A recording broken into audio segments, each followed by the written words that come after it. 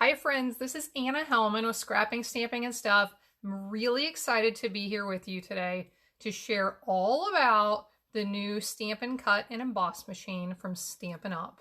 This is going to be the first part in a 5-part video series that I'm planning here over the next few days to help you learn everything you need to know about this machine, to help you decide if this is something you want to add to your craft collection, and also help you learn some new ways to use die cutting and embossing in your crafting. The machine will be available for ordering beginning on September 1st, 2020. And if you really want to get your hands on it sooner than that, anyone who signs up with Stampin' Up is able to add this to their starter kit. And I will talk about that a little bit more at the end of this video. So let's talk for a moment about die cutting and embossing. These are the two things that this machine allows you to do. So I want to show you some sample projects that have both die cutting and embossing on them. So embossing is where you run a piece of paper through the machine, and along with the use of an embossing folder, it's going to raise up certain areas to give you some kind of beautiful image on that paper.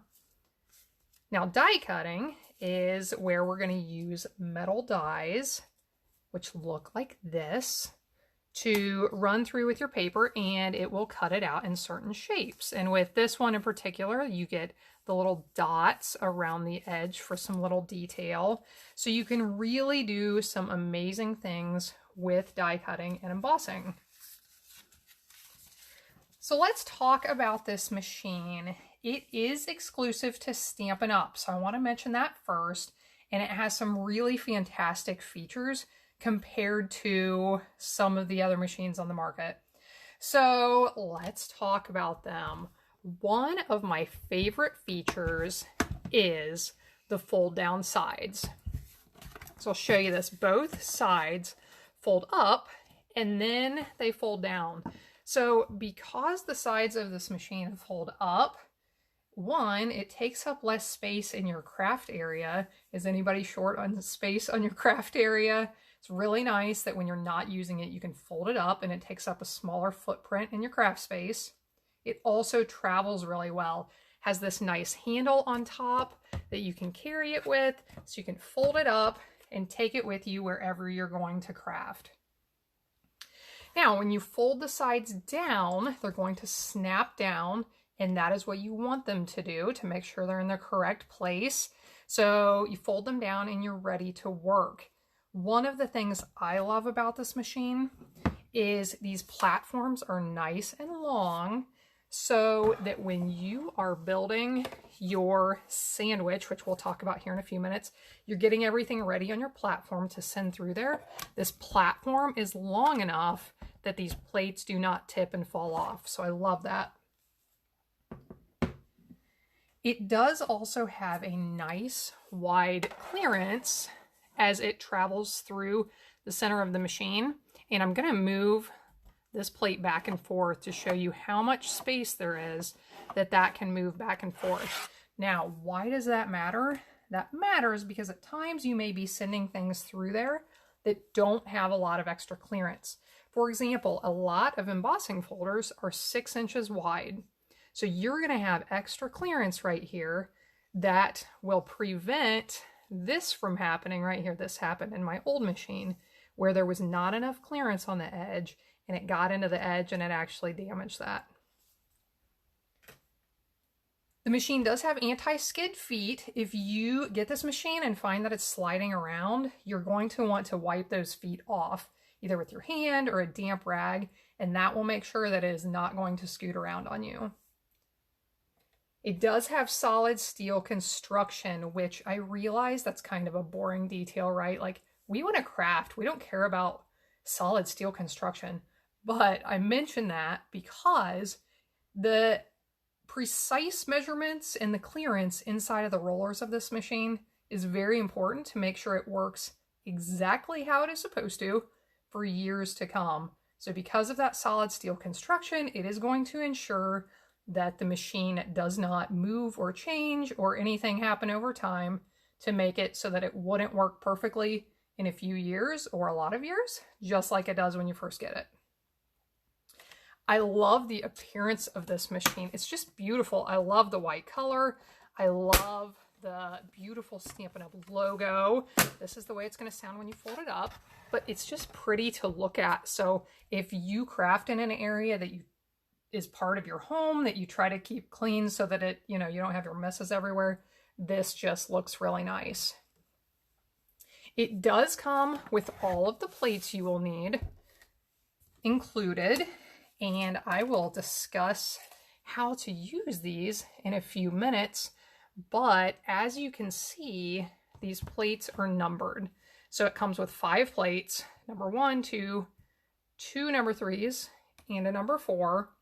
And according to Stampin' Up, I love the words they used on this, it creates for an intuitive crafting experience. Intuitive. I love it. It makes sense. It makes it easier, especially when you are new to die cutting and embossing.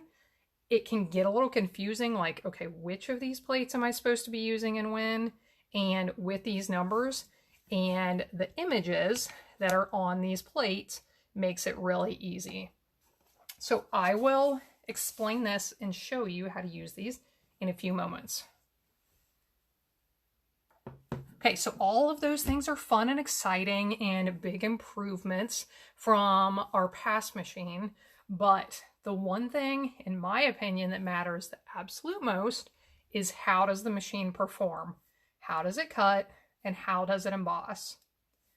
So before I got my hands on the machine, I was hearing through people at Stampin' Up that it produces precise, crisp, complete cuts and a detailed emboss every time with a single pass through the machine. So I was excited when I heard that, but I didn't just believe it for what they told me, and I had to test it. So if you have ever had an experience where you had problems with a die cutting completely or an embossing folder embossing well, you're not alone. So I got out my problem embossing folders and my problem dies, and I put them to the test. So I want to show you my results that I got. First, I tested out a couple of embossing folders. Now this one, I used the Pinewood Planks embossing folder. And this is one that throughout my crafting, it doesn't always emboss very well. And I got it out, it embossed perfectly, evenly across the entire sample, which is not usually the case in the past with my other machine. In addition, I got out my Scripty embossing folder, which I love. It produces these really pretty, delicate, cursive words on the background of your paper.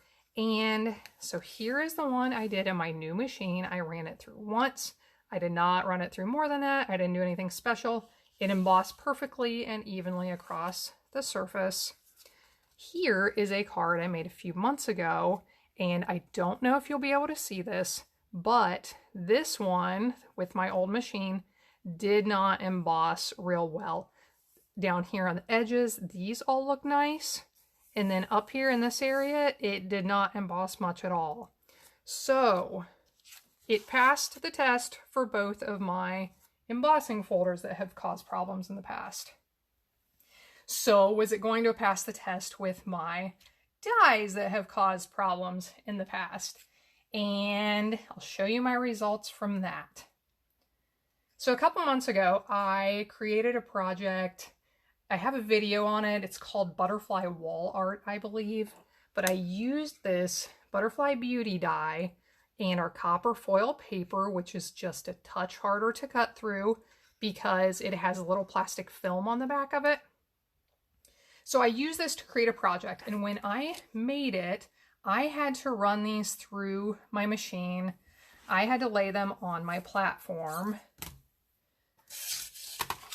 I would lay it this direction and run it through 3, 4, 5 times. Then I had to lift it up, turn it a different direction, put it in a different spot on my plate, run it through 3, 4, 5 times more to get this to cut completely through. It was a real pain.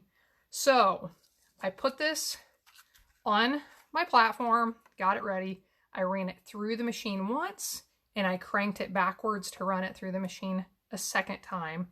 And normally I would do this with my die brush, which makes it really easy to pop out detailed pieces from our die cuts. But I'll show you. And these, like I said, these come out a little bit harder because they are on this foil paper.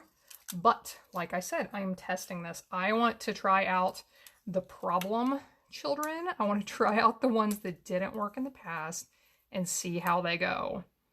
So this cut out really well. I'm going to see if I can pull this out, or at least part of it. But the point is, all of these little detailed pieces cut, and I just ran it through once forward and once backward. So it definitely passed that test. Now I gave it one more test too, because I wanted to make sure that I love this thing before I tell you that I love this thing. So if you've done much die cutting, you know that long, narrow dies like this cut better when you run them through your machine long ways, this direction and not this direction. It allows it to spread out that pressure, put more pressure on it the entire length of the die this direction than if it runs through this way and has to put all of the pressure on it at the same time. So I always suggest that you run a long narrow die through this direction. But to test this out, I laid my paper on the plate this direction. I put my die on top and I ran, of course I had my other plate on top. I'll show this here in a moment, but I ran it through this direction so that all of that pressure had to be on the entire die at one time. Again, with this one, I cranked it through once and I cranked it backwards to bring it back the other way. And normally with my other machine, this definitely would not have cut through. And as you can see, these pieces are popping right out perfectly. So when Stampin' Up! Says that this machine produces a crisp, clean, detailed, precise cut every time, I agree with them because I've tested it and it does. So a couple of other things. This machine should work with all of the dies and folders in your collection. Now, if they are not from Stampin' Up! Or you've had them for years, you may have to use a different recipe than those shown on these plates to get everything to fit through correctly. But as long as you use the instructions of the manufacturer of those dies and those embossing folders, you should be fine with them. Also, the machine comes with a 3-year limited warranty as long as you are using the machine as instructed. If you start using plates and other things not from Stampin' Up!, it could possibly void the warranty, but dies and embossing folders from other companies are perfectly fine. Okay, so let's get started. Let me show you how to actually cut and emboss with this machine. Now, when you get your machine for the first time, it will come fully assembled, and the only thing you'll need to do, I shouldn't say fully, the only thing you need to do is add the handle. It's very simple. It only takes a minute to do. Then you are ready to go. So first, I want to cut and emboss on this piece of cardstock. And first, if you're going to die cut and emboss on the same piece of paper, I always recommend that you die cut first and emboss second. That way your die doesn't press down some of the embossing that you did first if you embossed it first. So we're going to die cut this stitched nested label die out of this cardstock. Then we are going to emboss it with one of my favorite embossing folders. So let's take a look at our plates and how this all works. So let's look at plate number 1. Plate number 1 is the base plate, and it is numbered number 1. You're going to use it basically every time, unless you have some specialty dies in your collection. and it shows you, depending on what you want to do, which plates you need along with these numbers. So up here, we are talking about die cutting. So die cutting edge down. Here it says using with thin dies. So to die cut, we need base plate number 1. We need number 2. This is the thin die plate.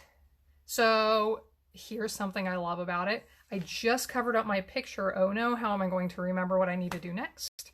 No fear, it is right here on plate number 2.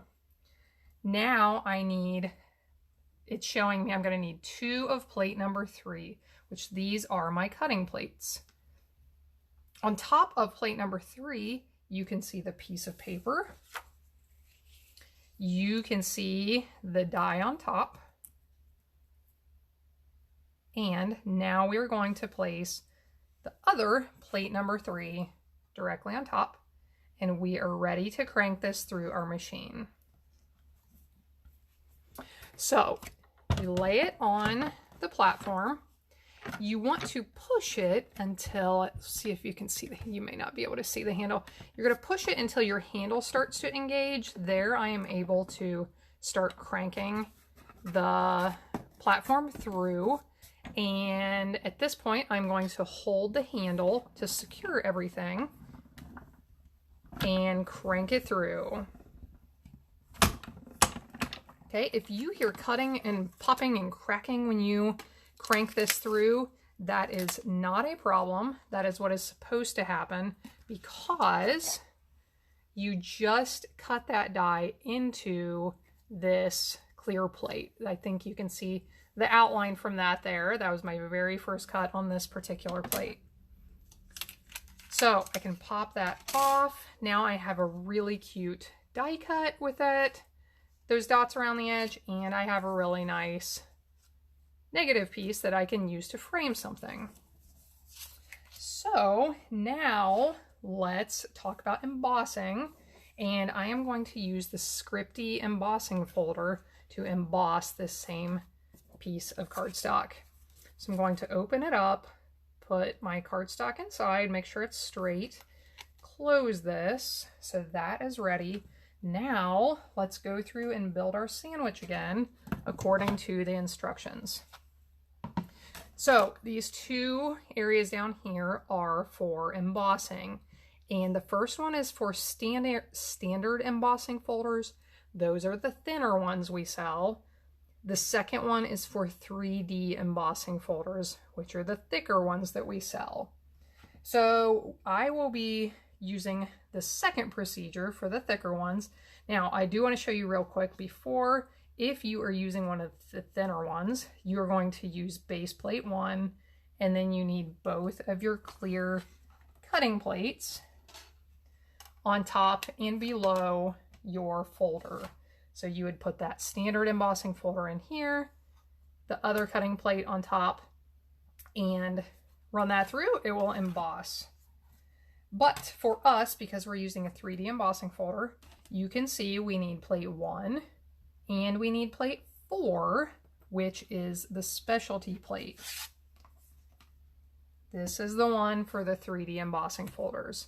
So when you do this, you always want to put your embossing folder through the machine with the hinge first. So I'm going to turn the hinge this direction. That helps to make sure that your folder doesn't get damaged somehow. Crank this through.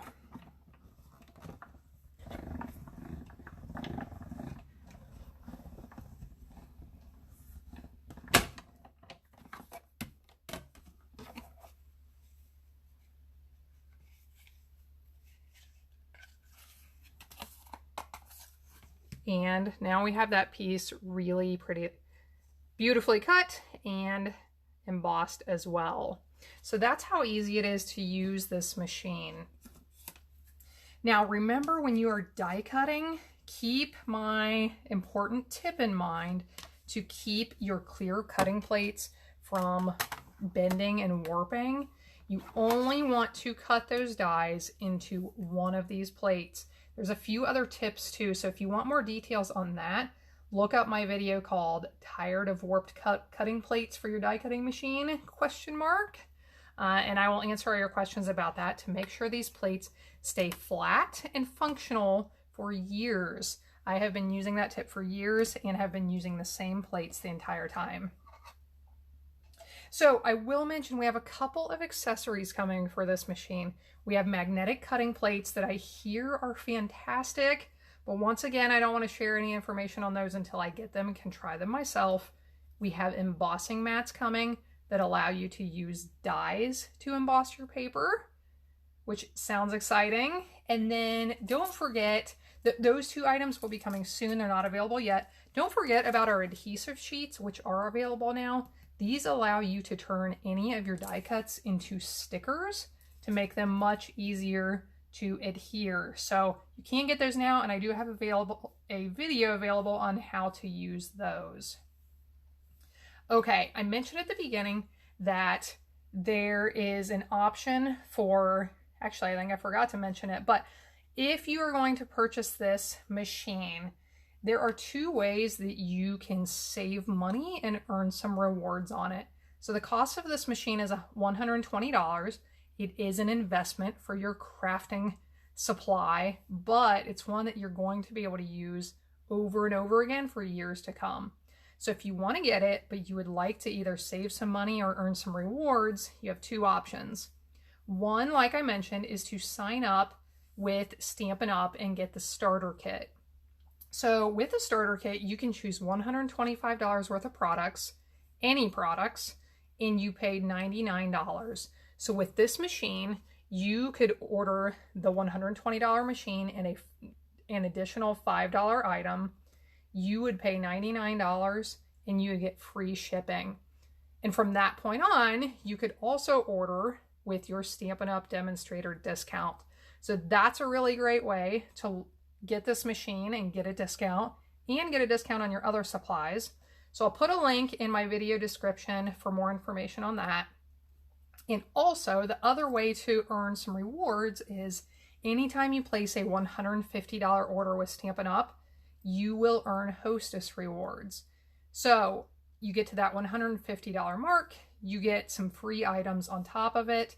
And if you shop with me through my link at scrappingstampingandstuff.com or my link in this video description, you will start earning rewards towards free stamps. I keep track of your points. I will update you each time you make an order.